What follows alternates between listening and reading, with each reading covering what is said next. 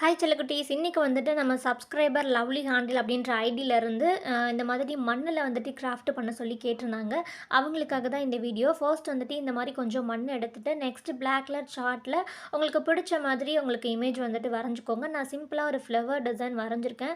வரைஞ்சிட்டு நெக்ஸ்ட் பார்த்தீங்கன்னா அதுக்கு மேலேயே க்ளூலேயே வந்துட்டு வரைஞ்சிக்கோங்க. நம்மக்கிட்ட இருக்க ஒயிட் க்ளூ யூஸ் பண்ணி அதுக்கு மேலேயே அப்படியே வரைஞ்சிக்கோங்க.